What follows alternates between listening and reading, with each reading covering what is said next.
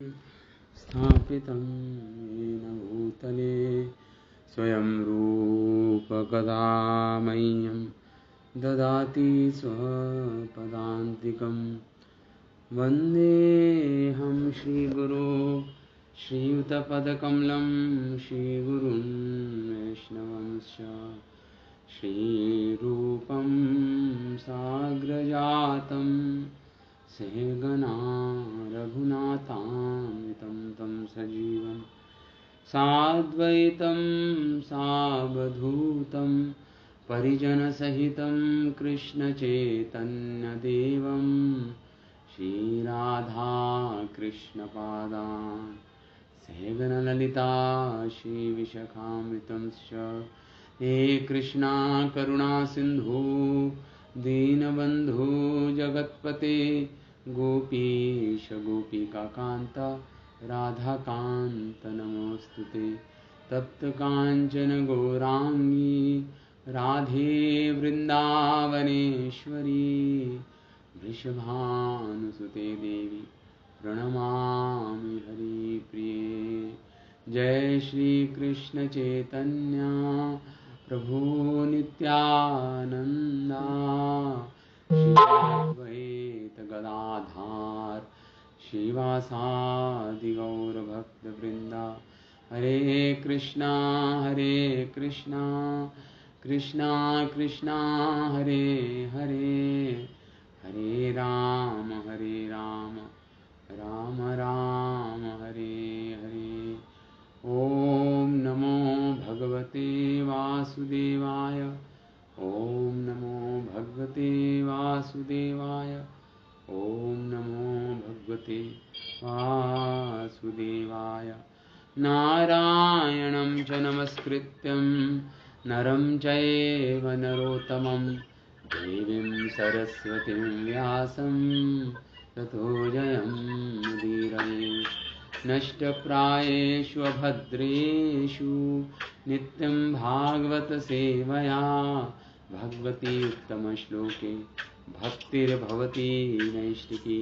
इदं भागवतं नाम पुराणं ब्रह्मसंहितम् उत्तमश्लोकचरितं चकारा भगवन् ऋषि। ॐ सहना भवतु सहनं भुनक्तु सह वीर्यं करवावहे तेजस्विनावधीतमस्तु मा विद्विषावहि। ॐ शान्तिः शान्तिः शान्तिः। ॐ वसुदेवं सुतं देवं कंसचारूणमर्दनं देवकी परमानन्दं कृष्णं वन्दे जगद्गुरुं। कृष्णाय वासुदेवाय हरये परमात्मने प्रणतक्लेशनाशाय गोविन्दाय नमो नमः। तो आज हम 10वें स्कंद का 36वां अध्याय शुरू करेंगे। कल 35वां अध्याय। हाँ चल रही है। हाँ यस प्रभु। तो आज 36वां अध्याय हम पढ़ेंगे 10वें स्कंद का। तो इस अध्याय में भगवान अरिष्टासुर का वध करेंगे, जो बैल के रूप में आया था। और इसी अध्याय में कंस ये पता चलने के बाद नारद मुनि देवर्षि नारद जी के द्वारा कि कृष्ण बलराम वसुदेव जी के पुत्र हैं।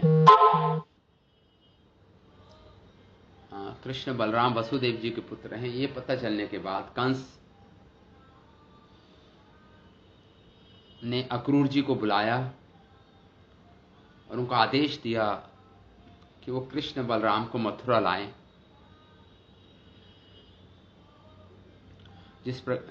जिससे कृष्ण बलराम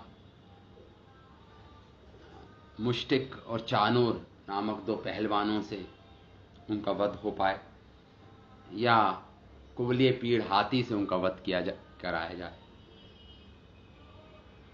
ये कंस ने इस प्रकार सोचा था। तो ये दोनों जो टॉपिक हैं ये इस 36वें अध्याय में इनका वर्णन आएगा। तो सर्वप्रथम अरिष्टासुर का वध करेंगे भगवान, और इस अध्याय के बाद इस अरिष्टासुर के वध का जो प्रसंग है, इस प्रसंग के बाद, क्योंकि उसी समय राधा कुंड का प्राकट्य हुआ था, राधा कुंड तो शिला विश्वनाथ चक्रवर्ती ठाकुर शास्त्रों के कुछ श्लोक को उद्धृत करेंगे, जिसके द्वारा बताएंगे कि किस प्रकार राधा कुंड का प्राकट्य हुआ था अरिष्टासुर के वध के बाद। तो हम आरंभ करते हैं। शुका उवाच, श्री बादरायण उवाच। बादरायणी मतलब शुकदेव गोस्वामी, जो महर्षि वेद व्यास के पुत्र थे, वो आरंभ करते हैं इस अध्याय को, अरिष्टासुर का वध। अथा तरहि गोष्ठम अरिष्टो वृषभासुरः महिमहा कुकुत्कायः कंपयन् खुरवीक्षताम्।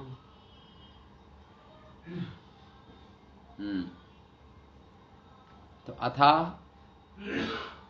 तरहि आगतः गोष्ठम अरिष्ट वृषभः असुरः।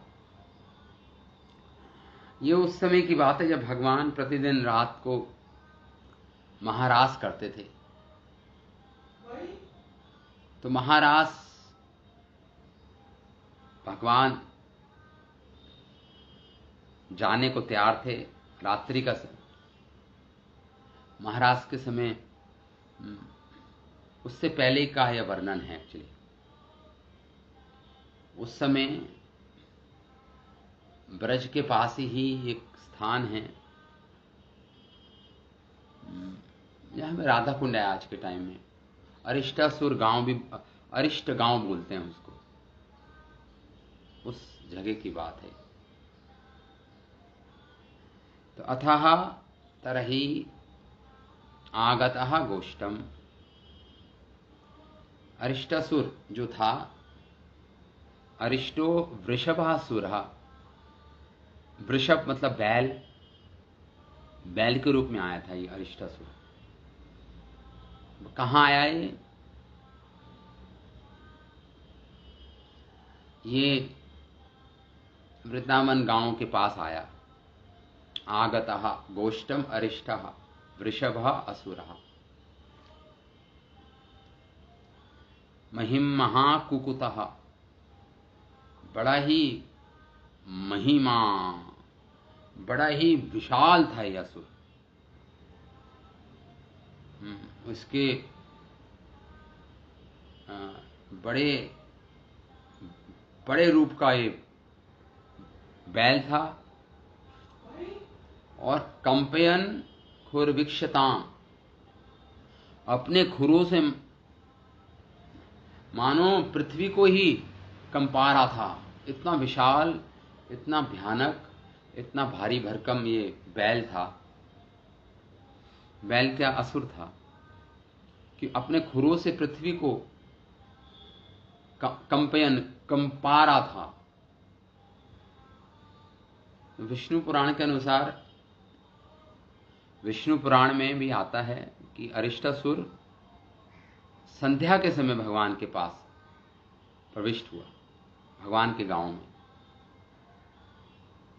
भगवान गोपियों के साथ नाचने की तैयारी कर रहे थे, रास की, जैसे मैंने बताया। तो संध्या के समय ये ये आया, ये असुर अरिष्टासुर। इसे इसे प्रदोष काल बोलते हैं, संध्या समय।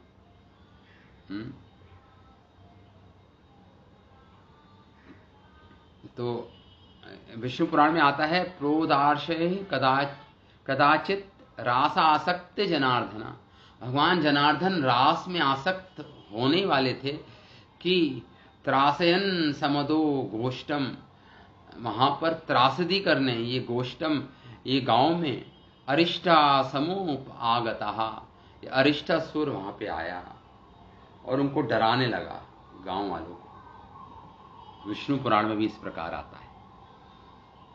रंभाणं खरतरं पदा सा विलिखिन महिम उद्यमे पुच्छं प्राणी विषाणामग्रेण च उद्धरणः।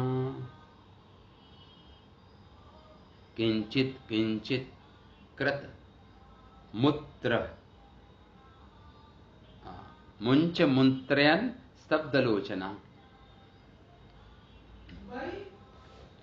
तो ये अरिष्टासुर रंभा रहा था, आवाज निकाल रहा था, ध्वनि निकाल रहा था, बड़े इसकी रंभा रहा था। तो इसकी रंभाना में कर्कशा थी, कर्कश वाणी में से रंभारा था ये अरिष्टासुर। और खतरम पदा, और अपने खुरों से पृथ्वी को खोरेद रहा था। और क्या कर रहा था, अपनी पूंछ को ऊपर उठाया था और अपनी आंखें चमकाता हुआ अपने सींगों के नोकों से बांधों को चीरने लगा, और बीच बीच में थोड़ा सा मलमूत्र भी छोड़ता जाता था। ये सारा सुखदेव गोस्वामी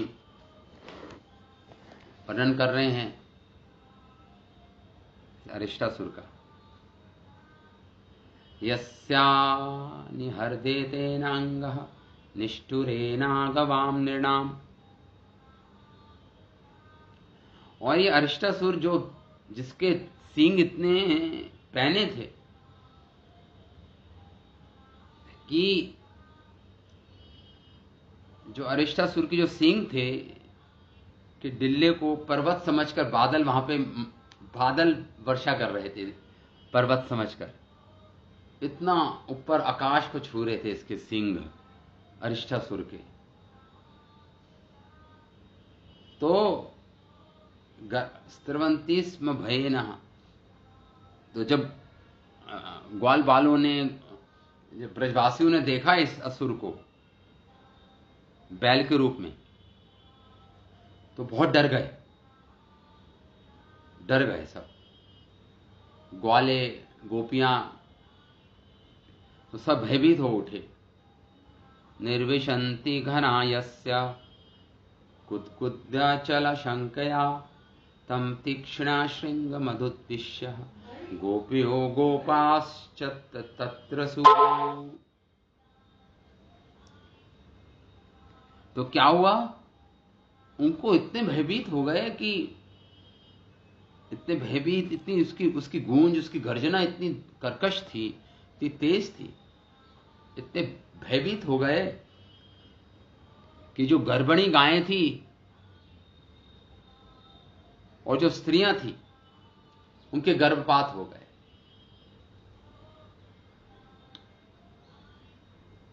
तो ऐसा शास्त्रों में आता है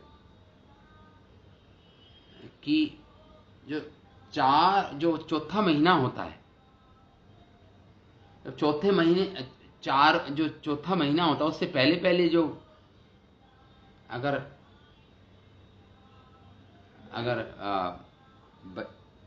कोख में बच्चे का मरण हो जाता है उसको बोलते हैं स्त्राव। चौथे महीने तक स्त्राव बोलते हैं, मतलब गर्भपात हो जाना। लेकिन चौथे महीने के बाद उसे छठे महीने में पात बोलते हैं, गर्भपात। तो पांचवें और छठे महीने में गर्भपात बोलते हैं, उससे पहले स्त्राव बोलते हैं, स्त्राव हो गया। ऐसा हमारे शास्त्रों में आता है, वैदिक शास्त्रों में। 5वें छठे महीने में उसे गर्भपात बोलते हैं, और छठे महीने के बाद वो प्रसूति हो जाता है, प्रसव। प्रसव मतलब जन्म होता है छठे महीने के बाद। छठे महीने तक वो गर्भपात कहलाएगा। 5वें छठे महीने में गर्भपात, और प्रसूति मतलब जन्म हुआ। 6 महीने से ऊपर का बच्चा हुआ तो उसे जन्म बोलते हैं, उसको जन्म। तो ये हमारे आचार्य लिखते हैं, पशवो धूढ़ वो भीरता राजन सत्यच्च गोकुलम कृष्णा कृष्णेति त सर्वे गोविंदम शरणम ययु। और जितने भी पशु थे जो ब्रज में थे, वो सब भाग रहे हैं। सारे निवासी कृष्ण के पास कृष्ण को पुकारे, कृष्ण कृष्णा, हे गोविंदा, हे कृष्णा, कृष्णा कृष्णा पुकारते, दौड़ते दौड़ते सर्वे गोविंद शरणम, भगवान गोविंद की शरण में आए। सबके सब ब्रजवासी भगवान गोविंद की शरण में आए, सारे के सारे ब्रजवासी जन। भगवान अपि तत्वीक्षा गोकुलम भय विद्रुतम। भगवान ने बड़े ही करुणा पूर्वक अपने ब्रजवासियों को देखा, ग्वालों गोपियों को देखा, गौओं को देखा। भगवान ने देखा कि किस प्रकार सब भयभीत हैं और भय से भाग रहे हैं इधर उधर। भगवान के पास भागते हुए आए हैं सब। मां भेष्टिति गिरास्यस्य, इस प्रकार भगवान ने आश्वासन दिया, मां भयभीत मत हो, डरना मत। और उसके बाद भगवान ने क्या किया, वृषभ असुरम अपार्यत, उस असुर को ललकारा भगवान ने, ललकारा। अरिष्टासुर को ललकारा भगवान। उपाहयन, भगवान ने ललकारा। गोपाले पशुभिर्मंदा त्रासिते किम सत्तमा, मयि शास्तारी दुष्टानां त्वद्विधानां दुरात्मनां। भगवान इस प्रकार बोले उस अरिष्टासुर को, हे मूर्ख,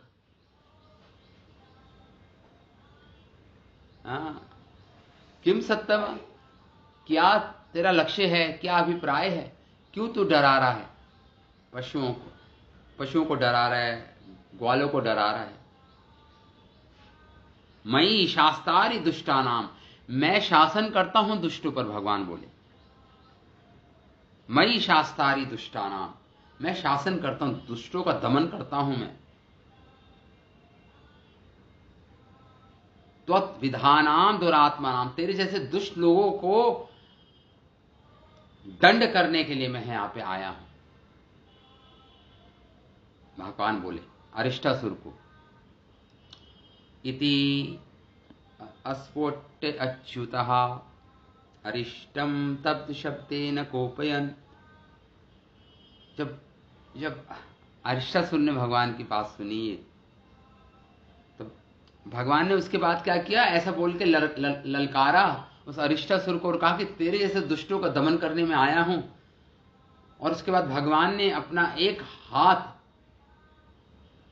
जो वहां पे श्रीराम खड़े थे, उनके गले में डाला, और एक हाथ से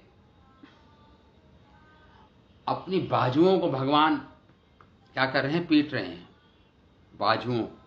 अच्युतः अरिष्टम तला, अपनी हथेली की ताल से, शब्देनः कोपयन, क्रोध दिलाने के लिए अरिष्टासुर को। सख्यु असई, अपने सखा श्रीराम आदि के कंधे पर भगवान ने अपनी एक भुजा रख ली। अभोगम प्रासार्य अवस्थितम, भगवान खड़े हो गए। अपने हथेली से अपनी बाहें ठोकी भगवान ने, अपनी बाहें ठोकी, जैसे पहलवान ठोकते हैं ना बाहें, ऐसे भगवान ने अपनी हथेली से अपनी बाहें ठोकी और जोर से और ध्वनि की भगवान ने। और अब तो अरिष्टासुर को अत्यधिक क्रोध आ गया, क्रुद्ध हुआ। भगवान ने अपने सखा के कंधे पर अपनी एक बाहें डालकर असुर की मुंह की ओर होकर खड़े हो गए भगवान। सा अपि एवं कोपितः अरिष्टाखुरेण अविनम उल्लिखन् उद्दन्पुच्छ भ्रमन् मेघः क्रुद्ध कृष्णम उपाद्रव। इस प्रकार जब भगवान ने देखा अरिष्टासुर ने, और जब अरिष्टासुर को उकसाया भगवान ने, तो अपने खुर से उसने बहुत क्रोध से पृथ्वी को खोदा, और तब क्रोध के साथ उत्पुच्छ भगवान पर उसने क्या किया, भगवान पर झपटा, वो आक्रमण किया भगवान पर, कृष्ण पर झपटा। कृष्णम उपाद्रवतः, आक्रमण किया या झपटा कृष्ण की ओर, कृष्णम उपाद्रवता। और उसने अपनी उद्यत पुच्छ, अपनी पूंछ को ऊपर उठाए हुए था, और पूंछ इतनी ऊपर उठी थी मानो बादलों को तीतर बीतर कर रही थी, इतनी ऊंची, इतना बड़ा इसका आकार था। बादलों को मान लो उसकी पूंछ तीतर बीतर कर रही थी बादलों को। अग्रनयनस्तविषाणग्रह स्तब्धा अस्रकलोचनाच्युतम् कट आक्षिप्य द्रवत्तूर्णम् इंद्रमुक्ता अशनीयतः। और इसने क्या किया, अग्रनयसत, जो इसके सींग थे, इसका जो अग्र भाग था, जो पैना था, बहुत पैना भाग था, उसको सीधा करते हुए ये कृष्ण की ओर लपका। और इसकी आंखें स्तब्ध, मृगलोचनाच्युतम, आंखें लाल लाल आंखें थी इसकी बड़ी बड़ी, और लाल आंखों के साथ तिरछा होकर अरिष्टासुर पूरे वेग के साथ भगवान पे झपटा, मानो इंद्र मुक्ता शनि यथा, मानो इंद्र द्वारा वज्र चलाया गया हो, ऐसा झपटा भगवान की ओर। ये अपनी सिंह को आगे करते हुए लाल लाल आंखों से भगवान की ओर झपटा। गृहीत्वा शृंगयोस्तत्वाम् अष्टादश पदानि सह प्रत्यपेहा भगवान गजः प्रति गजम यथा। भगवान ने क्या किया, इसके दोनों सिंगों को पकड़ लिया, शृंग मतलब दोनों सिंगों को पकड़ लिया भगवान ने। तम वही अष्टादश पदानी, और इसको धकेला, तो ये अष्टादश मतलब 18 कदम, 18 पद पीछे कर धकेल दिया इसे, 18 कदम पीछे की ओर। अष्टादश पदानी, पग 18 पग पीछे फेंका भगवान ने, ढकेला इसको। जिस प्रकार गजा प्रति गजम यथा, जिस प्रकार दो हाथी जब एक दूसरे को ढकेलते हैं, दो हाथी जब लड़ाई युद्ध करते हैं तो पीछे ढकेलते हैं, वैसे ही भगवान ने इस अरिष्टासुर को 18 कदम पीछे ढकेल दिया इसके सिंह को पकड़कर। सा अपविद्ध भगवता पुनरुत्थाय सत्वरम आपतत्स्विन् सर्वांगः निशुसन् क्रोध मूर्छितः। इस प्रकार भगवान ने, जब भगवान ने इसको पीछे की ओर ढकेला, तो जो ये अरिष्टासुर था फिर से खड़ा हो गया और हाफता हुआ भगवान की ओर आया, तथा अपने शरीर और ये पसीने से क्या था, सर्वांग स्विन्न सर्वांगो, मतलब पसीने से लथपथ हो गया था ये वृषभासुर, अरिष्टासुर। और फिर पुनः क्रोध मूर्छिता, बड़े क्रोध की मूर्छा के साथ भगवान की ओर झपटाए आक्रमण करने के लिए। तम आपतंतम सनिग्रह शृंगयोपदा समाक्रम्य निपातये भूतले निष्पीड्यमासा यथान्द्र अंबरः कृत्वा विषाणेन जंघांसोपतत। उसके बाद उसने भगवान पर जब आक्रमण किया तो भगवान ने उसको पकड़कर दोनों सिंगों को पकड़ा फिर से, और क्या किया, उसको सिंगों को पकड़े, उसको जमीन पर पटका भगवान ने। जैसे गीले कपड़े को पटकते हैं ना धोने के लिए, वैसे भगवान ने पटका जोर से पृथ्वी पर इस अरिष्टासुर को। और भगवान फिर अपने पैरों से मारने लगे इस अरिष्टासुर को, समाकर कुचलने लगे अपने पैरों से भगवान, अपने पांव से। पदा समाक्रम्य, कृष्ण अपने चरणों से कुचलने लगे। निपाते भूतले निष्पीड्यामास, भगवान पीटने लगे। यथा अद्रम, इस प्रकार अद्रम अंबरम कृत्वा, जैसे गीले कपड़ों को पीटते हैं, कृत्वा विषाणेन जघान, भगवान उसकी जंघा पर प्रहार करने लगे, अलग अलग जगह प्रणाम करने लगे, और ये गिर गया। ये अरिष्टासुर चिल्लाने लगा, अपने पैरों को पीटने लगा, धराशायी हो गया ये। असृग वमन मूत्र शक्रत, खून की उल्टी आ गई इसके मुख से, वमन रक्त की, और मलमूत्र विसर्जन हो गया इसका। शिक्वम पादाम अनविस्थितम, भगवान पैरों से ठोकर मार रहे थे इसको। इक्षण जगाम कृच्छन, बड़ी पीड़ा के साथ जो ये अरिष्टासुर था, नृते अथा शयम पुष्पे, कृच्छम पीड़ा के साथ, नृते मतलब इस मृत्यु को प्राप्त हुआ। ये इसका उद्धार हुआ भगवान के द्वारा, इस असुर का, अरिष्टासुर का। अथा उस समय उसके बाद पुष्पे किरंत हरिम इधरे सुराह, देवताओं ने आकाश से पुष्पों की वर्षा की भगवान के ऊपर।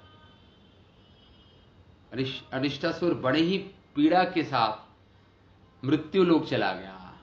इसे सद्य मुक्ति प्राप्त हुई, इसका उद्धार हुआ अरिष्टासुर का भगवान के द्वारा। और उसके बाद देवताओं ने भगवान पर फूल बरसाकर भगवान का सम्मान किया। इडरेव सुराहा एवं कुत्तिनाम हत्वा स्त्रियमानं दुजातिभिः विवेश गोष्ठम सबलो गोपीनाम नयन उत्सवः। इस प्रकार हत्वा, जब भगवान ने इसका वध कर दिया इस अरिष्टासुर का, उसके पश्चात भगवान स्तूयमानः दुजातिभिः, भगवान की प्रशंसा की ब्राह्मणों ने, यहाँ पे उपस्थित ब्राह्मण थे, उन्होंने स्तुति की भगवान की। स्तूयमानः दुजातिभिः, द्विज ब्राह्मणों ने भगवान की स्तुति की संस्कृत के श्लोकों के द्वारा। विवेश गोष्ठम सबलो, भगवान फिर कहा, भगवान ब्रज में प्रवेश, भगवान ने, ये ब्रज के थोड़ी पास हुआ था, ये गोपियों के नेत्रों के लिए भगवान जो उत्सव है, नयन उत्सव, जो भगवान गोपियों के नेत्र के लिए उत्सव हैं, वो भगवान बलराम जी और ग्वालों के सहित विवेश गोष्ठम सबलो, सबल मतलब बलराम जी के साथ अपने अपने अपने सखाओं के साथ भगवान, गोपीनाम, भगवान ने ग्राम में, भगवान ब्रज में प्रविष्ट हुए। भगवान वो भगवान जो गोपियों के लिए, के नयनों के लिए उत्सव हैं, ऐसे भगवान प्रविष्ट हुए।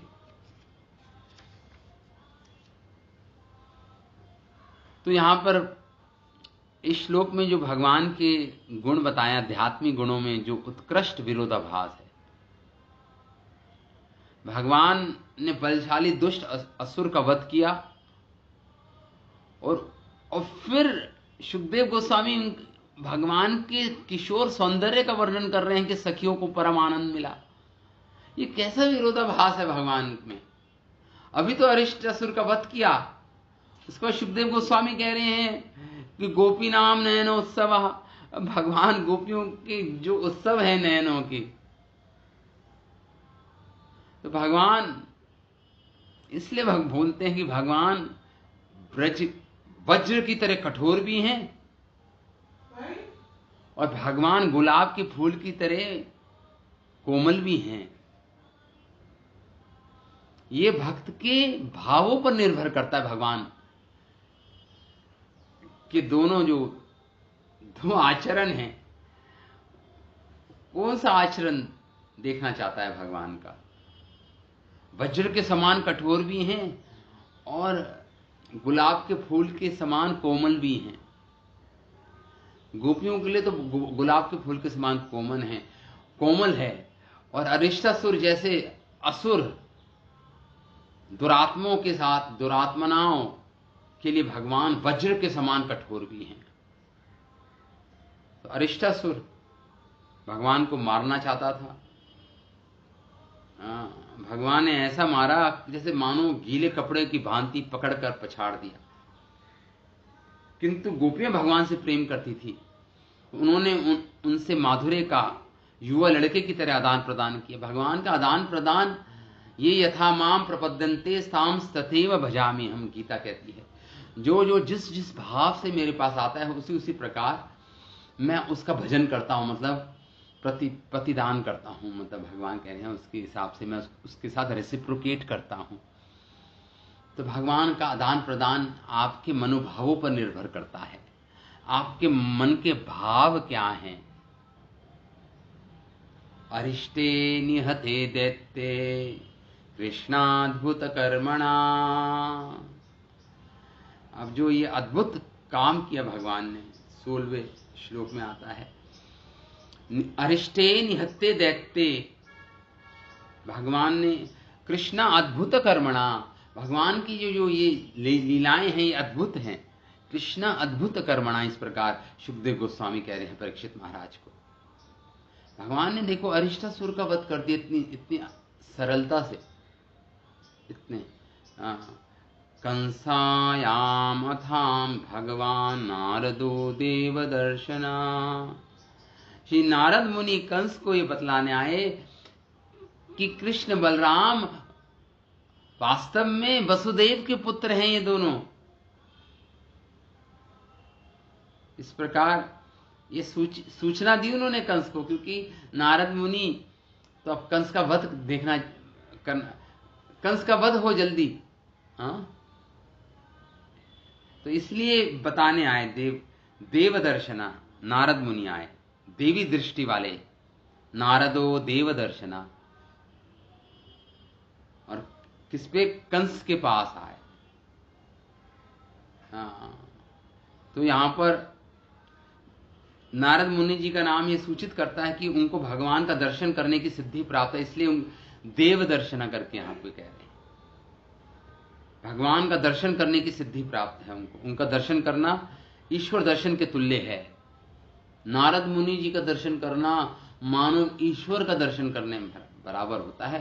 शुद्ध भक्तों के दर्शन करना ईश्वर का दर्शन के समतुल्य होता है वो, क्योंकि ये नारद मुनि जैसे महान शुद्ध वैष्णव भगवान के प्रतिनिधि हैं, भगवान के रिप्रेजेंटेटिव हैं, इसलिए उनका दर्शन करना मानो भगवान का दर्शन करने के समतुल्य है। श्रील विश्वनाथ चक्रवर्ती ठाकुर अब 20 श्लोक अपनी टीका में विश्वनाथ चक्रवर्ती ठाकुर अरिष्टासुर के वध के बाद राधा कुंड का प्राकट्य कैसे हुआ, इसको 20 श्लोकों में उद्धृत कर रहे हैं। बड़े ही कृपा पूर्वक श्रील विश्वनाथ चक्रवर्ती ठाकुर 20 श्लोकों में राधा कुंड और श्याम कुंड की उत्पत्ति के विषय में हमें बता रहे हैं। ये श्लोक है, मास्मानम वृषभम हंत मुक्ता। तो जब अरिष्टासुर का वध किया भगवान ने, तो जो गोपियां थी, जो बहुत भोली भाली गोपियां, युवा गोपियां, भगवान को बोली, हे बैल के हंता कृष्ण, तुमने तो देखो बैल की हत्या की है, अब तुम हमें मत छुओ। ओहो, यद्यपि अरिष्ट विकराल असुर था, किंतु था तो बैल ही। अर्थात तुमने इस प्रकार प्रायश्चित करना, अब तुम्हें प्रायश्चित करना होगा, तुमने बैल की हत्या की है कृष्ण। इस प्रकार वृषभसुर को मारने के बाद इंद्र ने, जब वृत्रासुर को मारा था इंद्र ने, वो भी तो, वृत्रासुर भी तो असुर था, लेकिन था ब्राह्मण। वृत्रासुर इंद्र ने मारा था वज्र से, तो इंद्र को ब्रह्म हत्या का पाप लगा था। उसी प्रकार तुमको भी अब गौ हत्या का पाप लगा है, तुम्हें गौ हत्या का पाप लग गया, इसलिए हमें मत छुओ तुम। अब तुम तीनों लोकों में हर तीर्थ स्थल पे जाने का कष्ट उठाए बिना अपने आप को इस किस प्रकार शुद्ध कर सकोगे? अब तुम शुद्ध कैसे करना है तुम्हें अपने आप को? कैसे? भगवान बोले मैं कैसे शुद्ध करूं अपने आप को, तुम ही बताओ। तो गोपियां और राधा रानी भी थी साथ में, बोली कि तुम्हें हर तीर्थ में जाकर स्नान करना होगा, इससे ही तुम पुनः शुद्ध हो पाओगे, तुम्हारे पापों का प्रायश्चित होगा। किम पर्यटामी भू, मैं श्लोक नहीं पढ़ रहा हूं, मैं सीधा हिंदी में अनुवाद कर रहा हूं, अनुवाद ही पढ़ रहा हूं। भगवान ने उत्तर दिया, तो मैं ब्रह्मांड भर में क्यों घूमूंगा? भगवान बोले गोपियों को, मैं तो असंख्य तीर्थों को यहीं बुला लाऊंगा और उसमें स्नान कर लूंगा। और गोपियों को जरा देखो, जैसे भगवान ने ऐसा बोला, भगवान मुकुंद ने अपनी एड़ी से भूमि पर प्रहार किया, अपने पैरों की एड़ी से भगवान ने भूमि पर प्रहार किया। तब उन्होंने कहा, भगवान इस प्रकार बोले, पतालतो जलम इदम किल भोगवत्या, भोगवती नदी मतलब गंगा जी, पताल क्षेत्र में जो बहती है गंगा जी, उनको बोलते हैं भोगवती। तो पताल क्षेत्र में आ गई, तीर्थ स्थान सभी वहां आ गए। अब यहां भगवान ने आदेश दिया, सब आ जाओ सारे तीर्थ। तो भगवान ने ये शब्द से सब सारे के सारे तीर्थ वहां पे पहुंच गए और भगवान के समक्ष प्रकट हो गए। और भगवान ने उनको इस प्रकार संबोधित किया, उन तीर्थों को, तीर्थानि पश्यत हरे वचसा तत्तवेवम। समर्थ तीर्थों को देखो, गोपियों को कहा भगवान ने, जरा देखो इन समर्थ तीर्थों को। तो गोपियों ने कहा, उत्तर दिया, तुम जैसे कह रहे हो वैसा हम नहीं देख पा रही हैं, हमें ये कौन है, हमें तो पता ही नहीं है कौन है।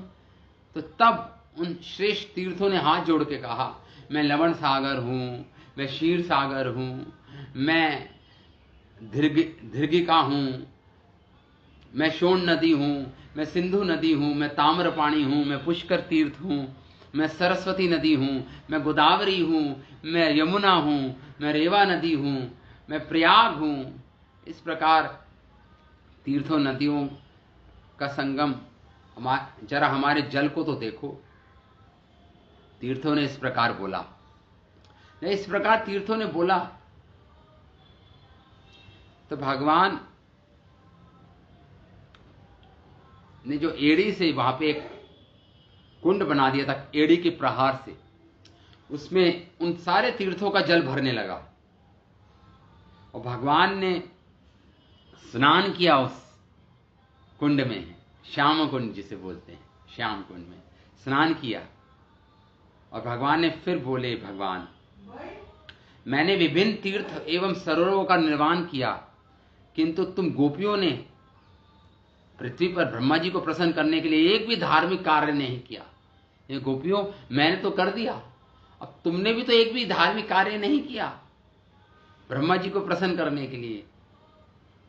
तब राधा रानी बोली, हे सखियों, सखियों को संबोधित किया राधा रानी ने, मैं इससे भी अधिक सुंदर सरोवर बना दूंगी। राधा रानी बोली, इससे भी अधिक सुंदर बना दूंगी, एक सरोवर। तुम लोग चलकर कार्य करना शुरू करो। इन शब्दों को सुनकर गोपियों ने देखा कि जहां अरिष्टासुर का जो खुर के निशान थे, ये श्याम कुंड जो है, कृष्ण कुंड भी बोलते हैं, श्याम कुंड भी बोलते हैं, यहां पे भगवान ने सारे तीर्थों का आह्वान किया था और कुंड बनाया था, उसके पश्चिम दिशा की ओर जहां ये अरिष्टासुर के खुरों से गड्ढा बन गया था, वही निकट में समस्त गोपियों ने अपने कोमल दलदल भूमि को कुरेदना शुरू किया अपने कंगन से। इसलिए कंगन कुंड भी बोलता, अपने कंगनों से निकालकर वहां पे जो गड्ढा बना हुआ था उसको खोदना शुरू किया गोपियों ने। और इस प्रकार 1 घंटे के थोड़े से समय में ही एक दिव्य कुंड प्रकट हो गया वहां पर। और जब इस प्रकार कुंड प्रकट हुआ, वहां पे बड़ा कुंड बन गया, तो भगवान कृष्ण वहां पे खड़े थे, देखकर चकित रह गए। प्रोचे च तीर्थ सलिले परिपूर्ण येतना। तो वो बोले, श्री राधे, हे कमल नयनी, आगे बढ़ो तथा तुम्हारी सखियां इस तालाब को मेरे तालाब से, तुम ऐसा करो, मेरे तालाब से जल ले लो और भर लो इस तालाब को भी। भगवान इस प्रकार भगवान ने ऑफर दी, भगवान ने आग्रह किया राधा रानी को, हे कमल नयनी, तुम मेरे जो कुंड बनाया है उससे जल लेके अपना कुंड भी भर लो।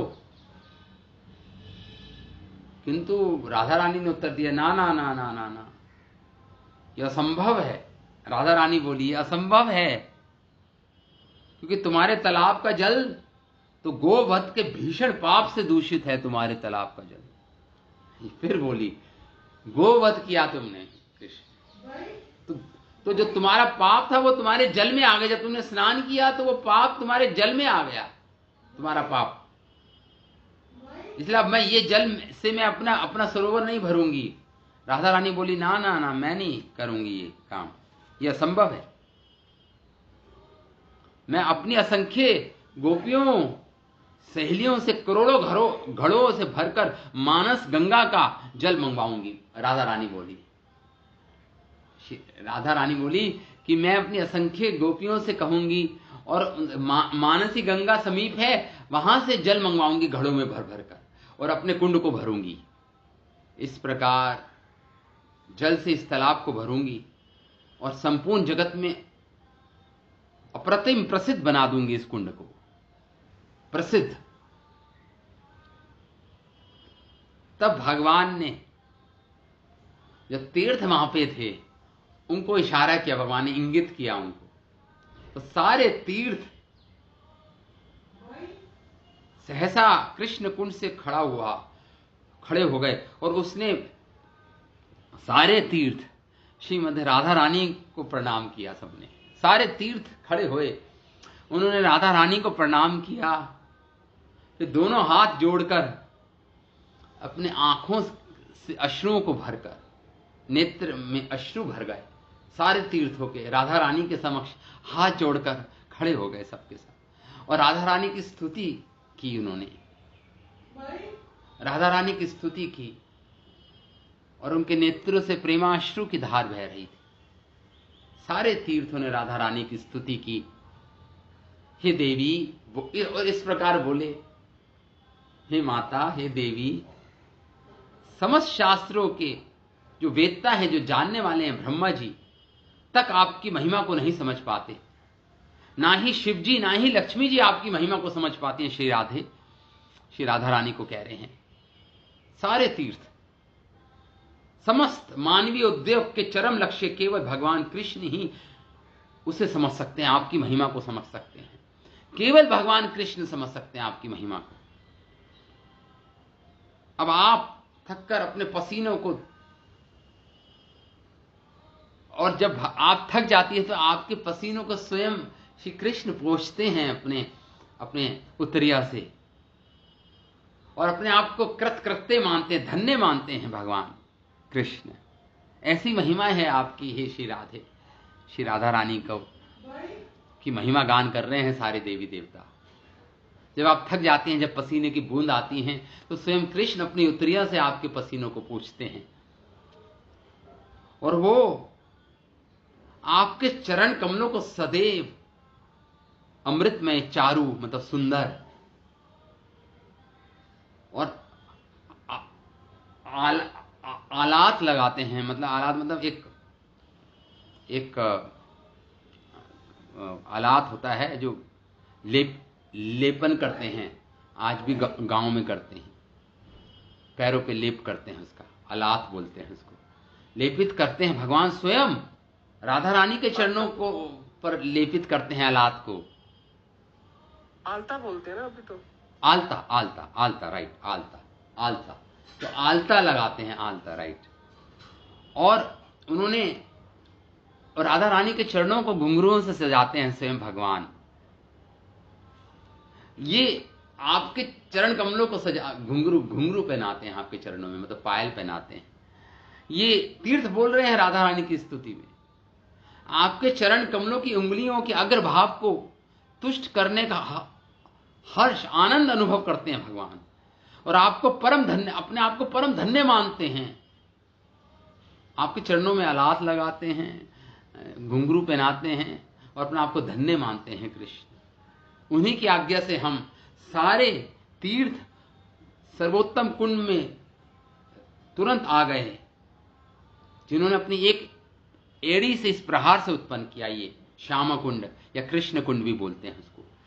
किंतु यदि आप हम पे प्रसन्न हो जाएं, श्री राधा रानी को कह रहे हैं सारे कुंड, तो अगर हम पे आप अपनी कृपा दृष्टि डाल दे, हे माते, हे श्री राधा, तो हमारा भी, हमारी इच्छा, हमारा भी जन्म सफल हो जाएगा। श्रुत्वा स्तुति, जब राधा रानी ने इस प्रकार स्तुति सुनी अपनी, निखिल तीर्थ गणस्य तुष्टा, राधा रानी तुष्ट हुई। निखिल तीर्थ, सारे तीर्थों की जब स्तुति सुनी तो राधा रानी तुष्ट हो गई। सरला है, सरल हृदय वाली है, जल्दी तुष्ट हो जाती है श्री राधा। प्रसन्न हो गई और कहा, ठीक है, तुम कृपया अपनी इच्छा सुनाओ, क्या चाहते हो तुम मुझसे। तीर्थों से पूछा राधा रानी ने, तुम मुझसे चाहते क्या, अपनी इच्छा को सुनाओ जरा मुझे। तब उन्होंने कहा, हे श्री राधा रानी, हमारा जीवन तभी धन्य होगा जब हम आपके कुंड में आ सकें, यही हम वर चाहते हैं। हमारा जीवन जब ही सफल होगा जब हम आपके कुंड में आ सकें, तभी हमारा जीवन धन्य हो जाएगा। श्री राधा रानी को कह रहे हैं, हम यही वर चाहते हैं आपसे श्री राधा।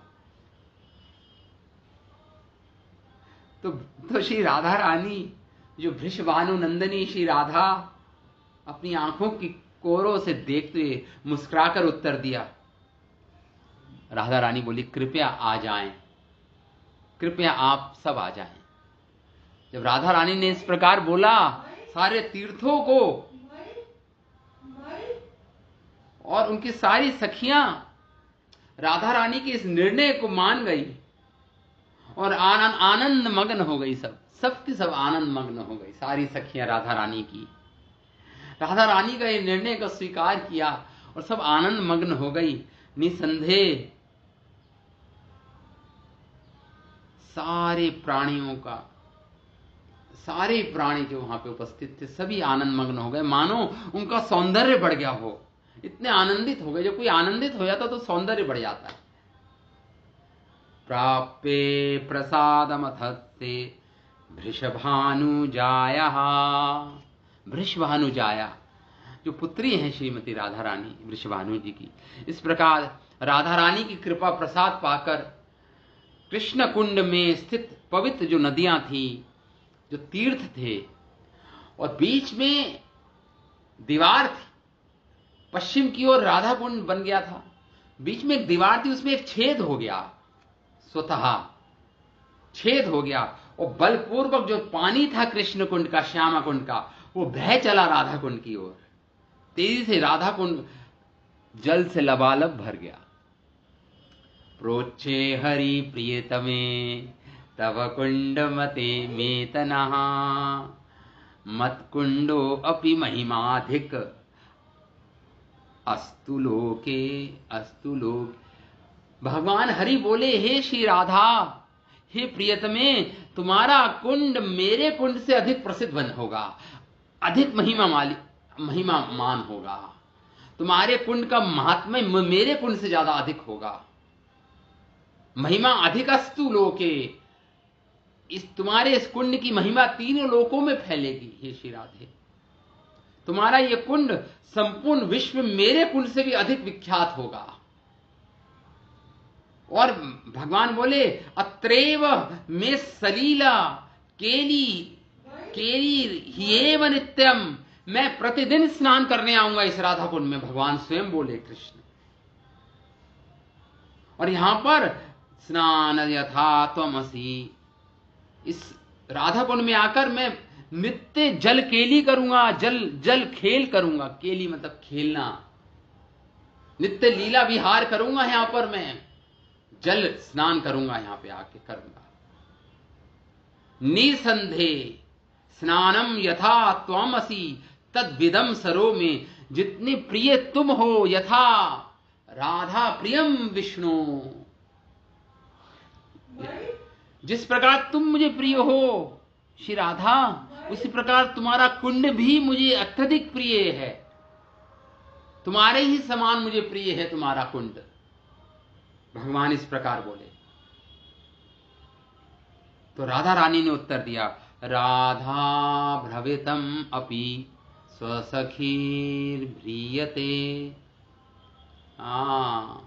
राधा रानी ने उत्तर दिया है, मैं भी कुंड में स्नान करने आया करूंगी। भले ही यहां पर सैकड़ों अरिष्टासुर का वध क्यों ना करें,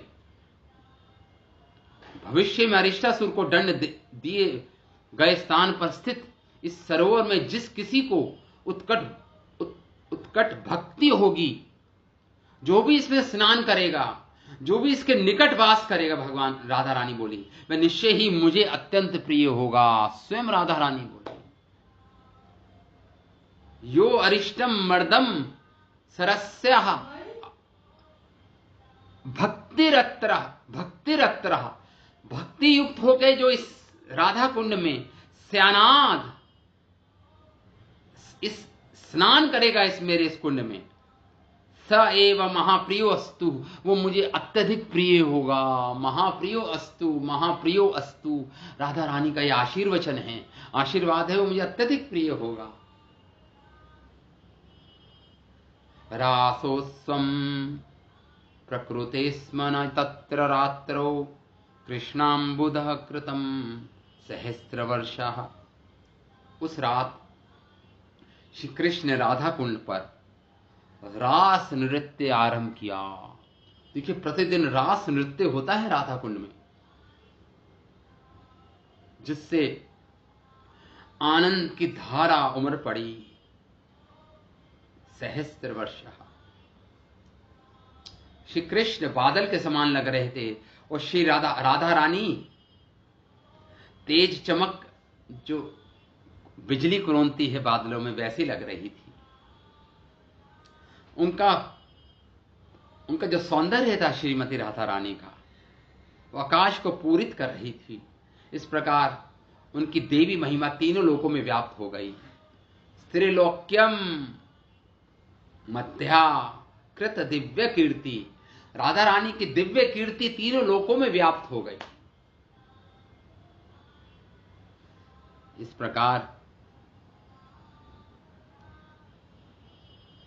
इस प्रकार महामुनि नारद मुनि समझ गए थे कि अरिष्टासुर का जो वध हुआ है, इसके साथ ही अब भगवान की वृंदावन लीलाओं का लगभग अंत हो रहा है।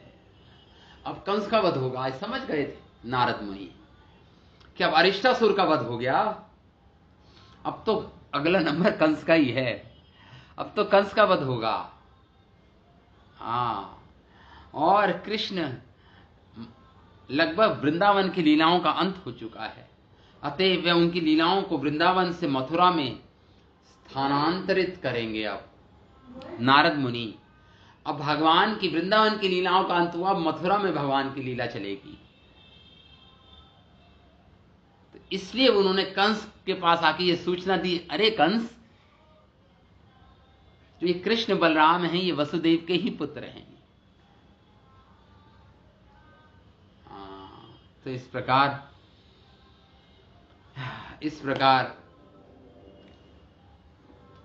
अरिष्टासुर के वध का आज प्रसंग हमने पठन किया, मनन किया, और श्री राधा कुंड का प्राकट्य का श्री विष्णु चक्रवर्ती ठाकुर की टीका से हमने जाना। अरिष्टासुर के वध के बाद राधा कुंड का प्राकट्य हुआ। अब अक्रूर जी को भेजेंगे, अक्रूर जी को भेजेगा ये कंस, असुर कंस, उनको बुलाने वृंदावन से मथुरा। इस प्रसंग को हम कल पढ़ेंगे। तो ठीक है, अभी मैं यहां पे विराम देता हूं कथा को। श्रीमद् भागवतम महापुराण की जय, श्रील वेदव्यास मुनि की जय, सुखदेव गोस्वामी की जय, श्रील प्रभुपाद की जय, राधा कुंड श्यामा कुंड की जय, श्रील प्रभुपाद की। हरे कृष्णा हरे कृष्णा। हरे कृष्ण। प्रकाश प्रभु की जय।